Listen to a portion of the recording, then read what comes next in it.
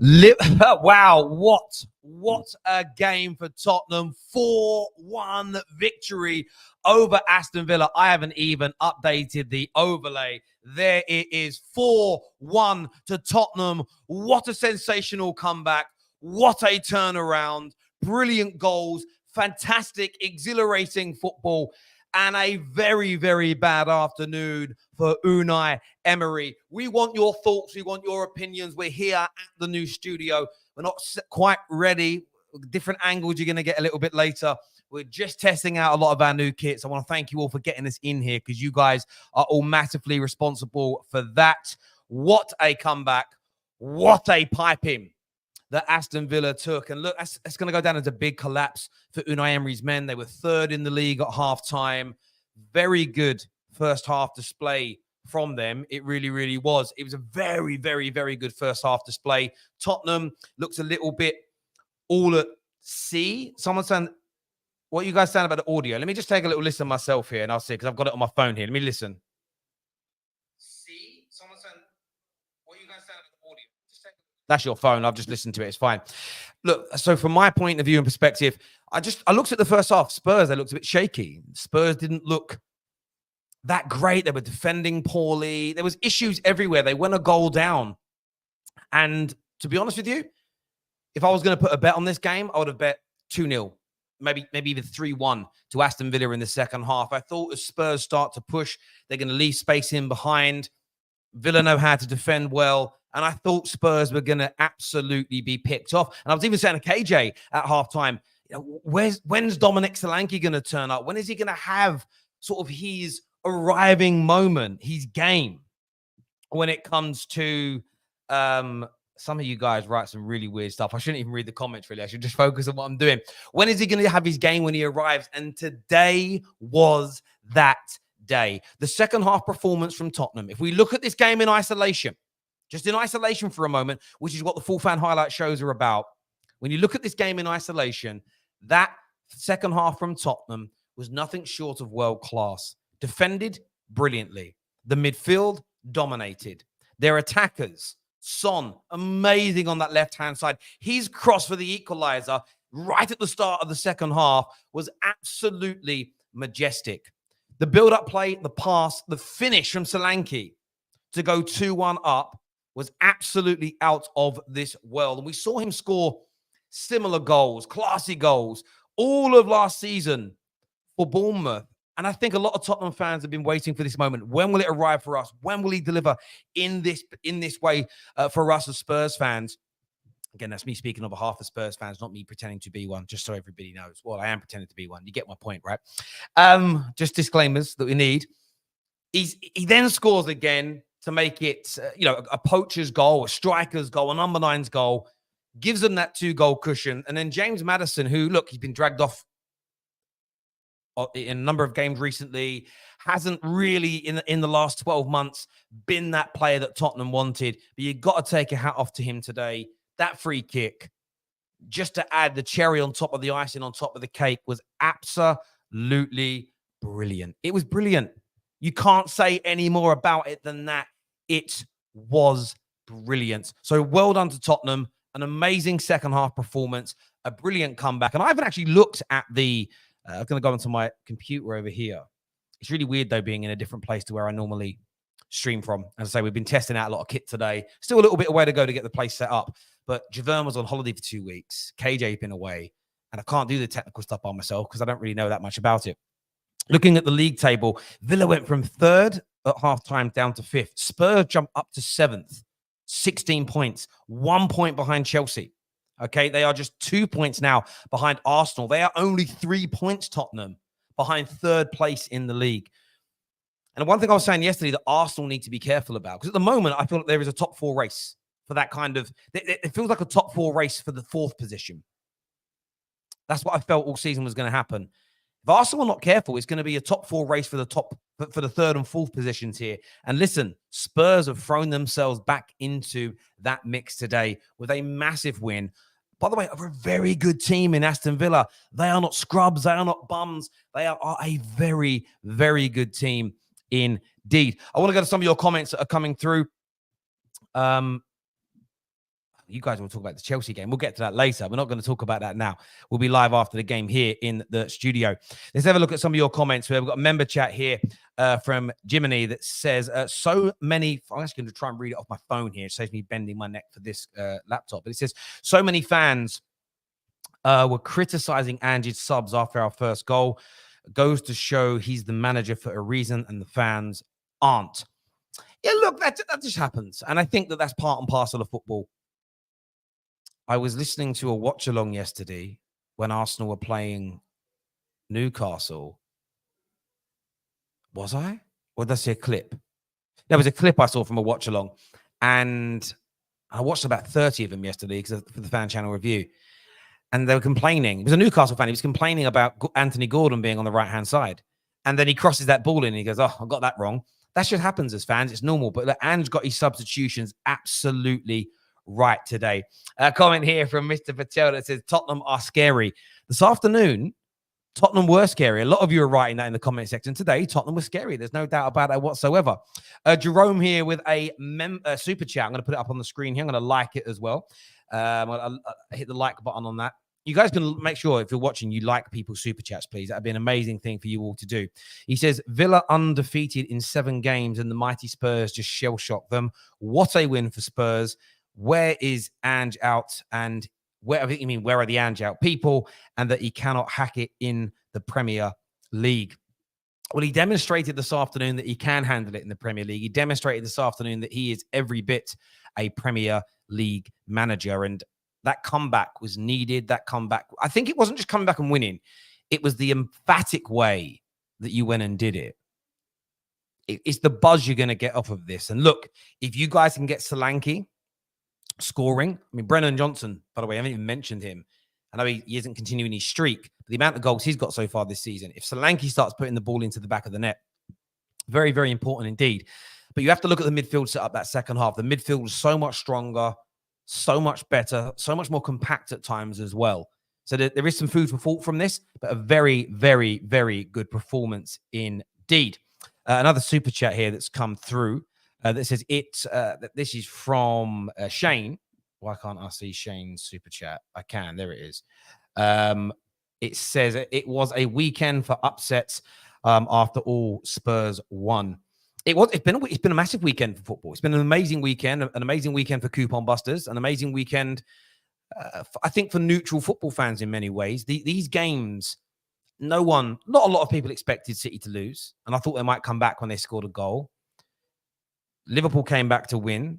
There was obviously I don't think Newcastle beating Arsenal was a massive, massive shock. Newcastle were a hard team to beat away from home, but some people seem to be. This was a great comeback. And hopefully Man United complete the shocks by beating Chelsea later on today. That's what I'm hoping for anyway. Netflix FC getting cooked. I assume you're talking about Arsenal. Abdi here says Sarr. Yes, I thought Sarr was excellent in that second half. I thought he put in a great performance again.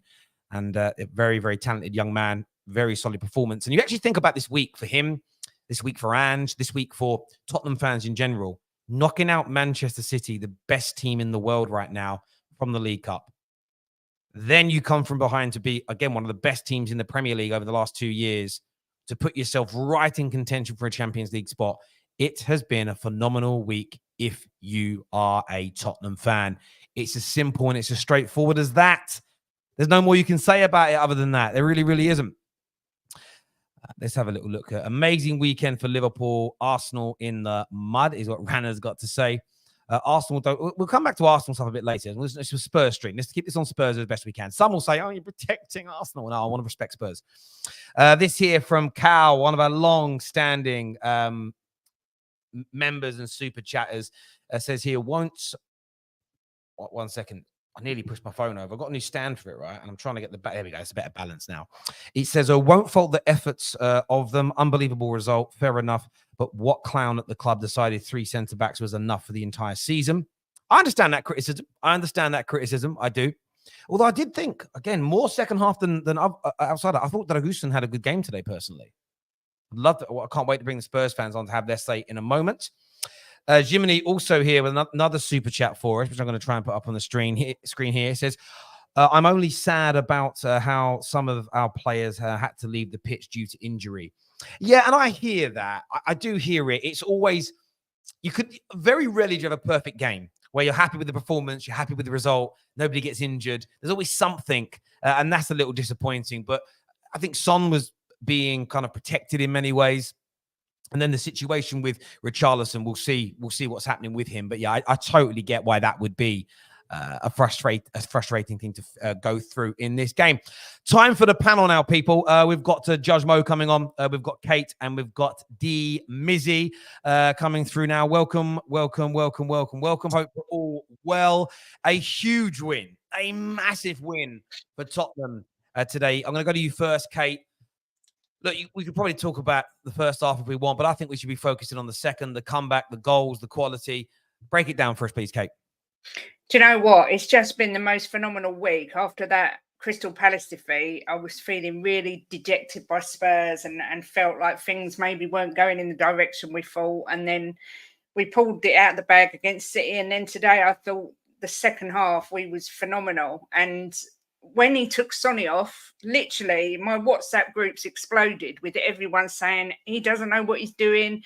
Poster no clues, back it again. And I was like, well, look, maybe he's just protecting him. We've got a lot of games coming up. He's only just come back from injury, etc. And then it proved to be, the perfect sub. I thought Ange proved again that he's more than capable of managing a game.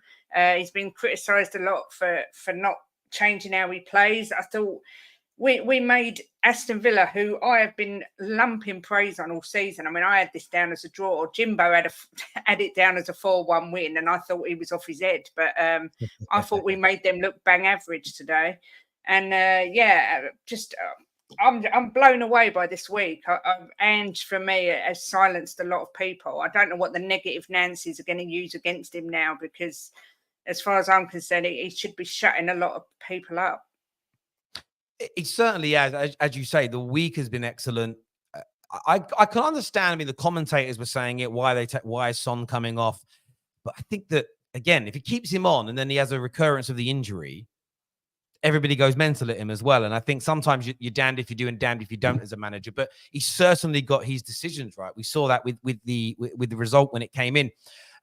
Young Daniel, a really impressive day. I want to ask you, I know you're going to break the game down for us, but first, start off with Solanke for me, because he's been a little bit hit and miss, some goals, some performances, but it's been a bit up and down. It feels like today he really arrived as a Tottenham Hotspur player.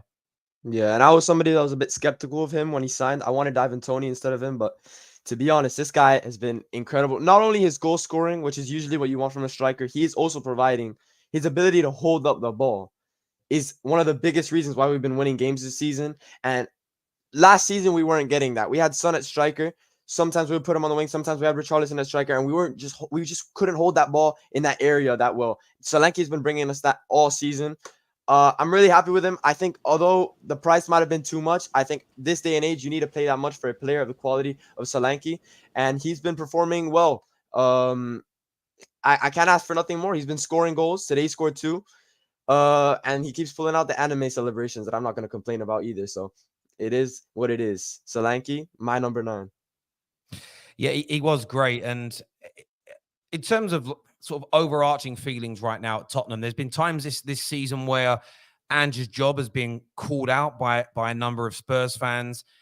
You're now only 1 point behind Chelsea, who are being lauded, a couple of points behind Arsenal that most people think are still just hanging on to a title race, a point or so behind this Villa team who are being praised left, right, and centre. What does that say about Tottenham's squad manager start to the season overall? I think it has more to say about our fan base, to be honest, that we haven't seen how well we've been playing under this manager, that we go under a couple losses and everybody goes, Ange out, Ange out. I think us as a fan base, we need to wake up to the fact that we can't just keep switching managers. We're going to go through phases of play where we're going to be like, okay, this is not working.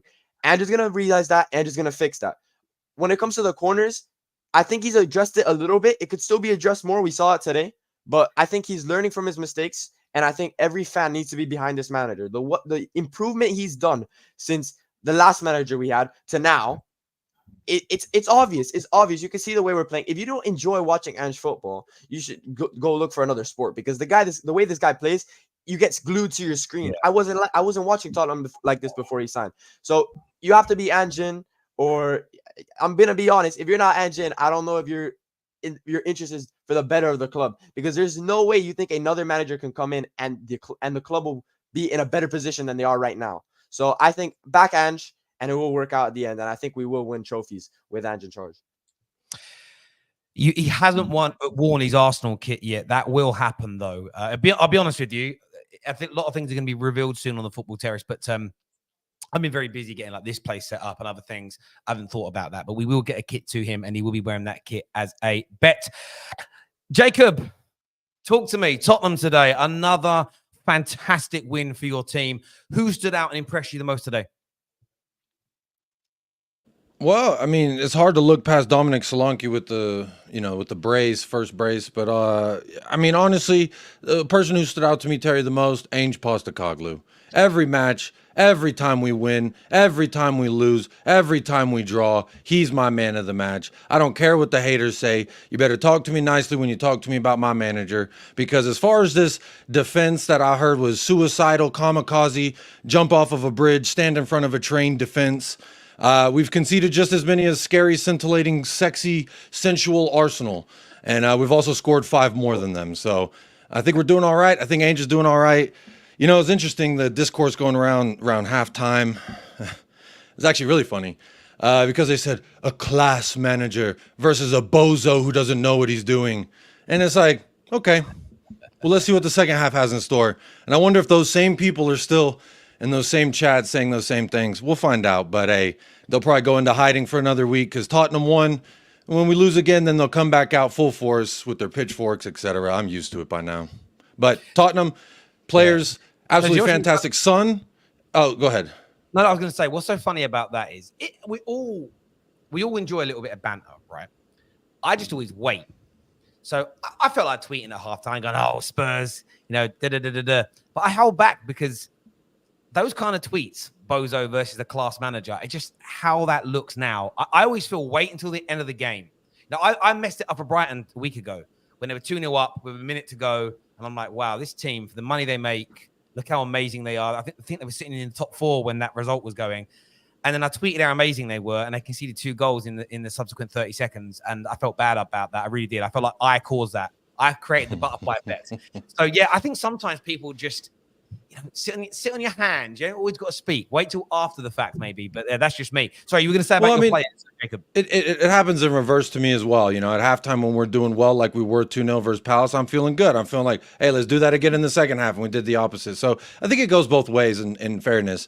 But as far as the players are concerned, when he subbed out Son after we just equalized, I was very much like, buddy, my guy, I defend you everywhere I go, but I don't know how I defend this. Son looks great. And Son looked as bewildered as I did. And, this just goes to prove sometimes you just got to let the chef cook. And me as the customer, the consumer, I just got to sit down at my table politely, use my managers, pinky out, and enjoy the meal. And that's what today is. Before Deji, before you come in, I'm just going to present just an argument that I was watching the game in the last 30 minutes of the game, 1-1.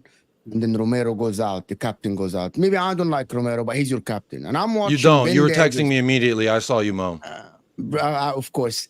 And I'm watching. That's the real thing. And I'm watching Dragusin and Ben Davies back line. And I saw Ange adapt a little bit, but they still defended very well. Mm-hmm. I'm just asking a question here. If other managers lose their first 2 starting center backs, would they be coming back to win 4-1? Against a team like Aston Villa? Just ask yourself this question, and you'll know where this is going, right? I know where I was watching the game, and I'm like, Dragusin, Ben Davies, what is going on here? Spurs are going to lose this game now. They're destined to lose the game. We look even more comfortable. But then you didn't look more comfortable. He adapted. He kind of dropped a little bit. He defended a little bit deeper. Didn't give spaces to the opposition. We saw what happened. And then going on attack, he used transition. I'm talking about having 2 of your center backs. No one will take Ben Davies and Dragusin as their team, even as backups. If the top 10 team, I think for you to win 4. I think Dragusin. Yeah, a lot of people questioned it. But that's my point. When I was watching the game, that's the only thought, guys, that I was thinking. Ben Davies and Dragusin 4-1. All right.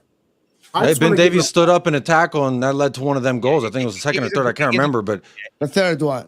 I think that's what makes it weird. I didn't even think about that from that point of view, but the fact that Van der Ven was out, Romero goes off. You've got two. I think Draguson's a decent centre back. Davis, every Spurs fan I've ever heard talk in the last 3 years wants Davis gone.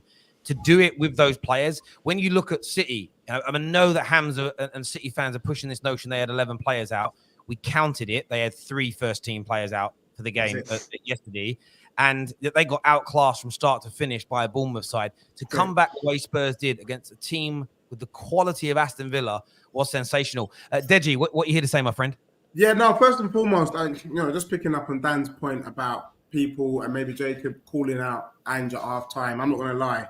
I was calling him. I was asking some serious questions. And I think we should be allowed to ask questions. The fact of the matter is, had we lost the game, we would have lost half our matches. And that ain't good enough. Because we believe in this team. This team is a lot better than what it's been showing. And what we saw today is an indication in the location that when things click for Spurs, we are up there with the very best. So for me, I'm delighted to see the character. I think for me, what came out of today's game is the character. And questions have been asked about Postecoglou in terms of, is he going to change it? He's listening. And what I like is if he's listening and he's doing adaptation, then we got to give the brother some support and we got to be behind him. It's very brave to drop Maddison and bring on Pape Sarr. We've seen how the influence Pape Sarr's had in our midfield. Some would argue he's our version of N'Golo Kante. Some would argue he's akin to Declan Rice. Whatever you want to call him, he's that imperative in our midfield. The other thing is he had the kahunas to take off Son. I actually thought Son was having a great 4 minutes into the first half that even led to the equalising goal, and it was him who got the assist for Brennan Johnson. But he obviously saw something. And what we've been crying out for is, if you see that something ain't working, change it, fix it. He made a change, whether you liked it or not.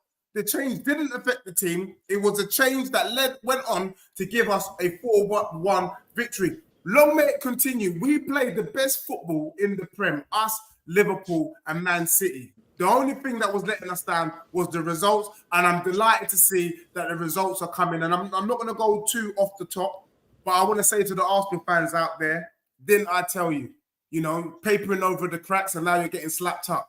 That's what happens. And I said it before, I'd rather be on this side of the fence playing good football because the good results will come than to be turning up and stinking out wins and thinking that's football, and now you're crying about it. But anyway, that's all I wanted to say. Thank you. I just want to add from a tactical adjustment standpoint, this narrative that, Ange is so naive, but this whole narrative that has been against Ange because he's Australian and he doesn't look people in the eyes when he answers questions. I think that's a big stickler for a lot of people for some weird reason. But tactically, if you saw in the second half, Son was drifting more central. Destiny was now hugging the side, and that was really creating a lot of space. You saw Son in the middle of the park dribbling past people. I also heard Son was off it and he couldn't do anything. Son was awful, needs to get subbed. And then again, that second half, I thought he did look a lot improved. He did look a little rusty though, to be fair, in that first 45. I don't think we were great, but also I do want to point out that I think from a fullback standpoint, we have not been getting as much central as we normally do. Even from a Pedro Porro side, we're not nearly drifting into those spaces because I think the confidence in Kulusevski, Pat Matisar, etc., to really drift into those spaces when we go forward, so they more stick to the outside. And I think that honestly has really helped us create more space and leads to these kinds of more opportunities to be effective. And that's what we saw today. Wanted to add one thing about Spurs before I know that the other game is about to start is today, Young-Min Son, the cross he did with the left foot is the definition of a world-class cross. Weak foot, no space. You pick that one. He has no weak foot. Half a yard between you and you create the separation. This is what you teach kids.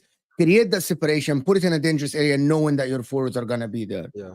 So I was watching the goal and I'm like, not a lot of people can do that with weak foot, no spaces to deliver the cross inch perfect, knowing that Brennan Johnson and Solanke both are in the right place. That is a world-class goal, to be honest. People say, just a cross. No, it's not a cross. It's what you teach kids. If people that play football know what I'm talking about, that half a yard separation between you and defender. And also the third goal, the absolute amazing ball by Kulusevski, who has been balling out as a 10. this season. Not a lot of people are talking about that. Most consistent as well. player on our team. He has been amazing in that 10 role when he finds the space, and that pass to Solanke and the finish. That is another amazing goal that people don't talk about because it's Spurs. Listen, I'm not going to back Spurs because I was burned last season, right? But you watch this performance against an Aston Villa team that is tipped to get the 4th place, them and Chelsea, and to be destroyed like that, coming from 1-0 down, is something that we have to give credit not only to the manager, but the players to step up in the stadium, because I know that in the stadium it was a little bit flat at 1-0 down because it was, oh, it's happening again. It's Ange Postecoglou ball. We're getting burned. We're not winning. But watching Spurs today, it's entertaining. It's entertaining today. It's very entertaining today. And it's better that Romero went out. Absolutely, it's better for Spurs that Romero went out. It helped the team massively. I think, to be honest. What are you? What is? Oh, see, you were doing so good, Mo. You were doing so good. You were riding the track, and then all of a sudden, right at the finish line, you fell off the bike. Goody, can't you see? Sometimes your words just hypnotize me. I fucking love Cuti Romero. He's the fucking GOAT, and I hope you know.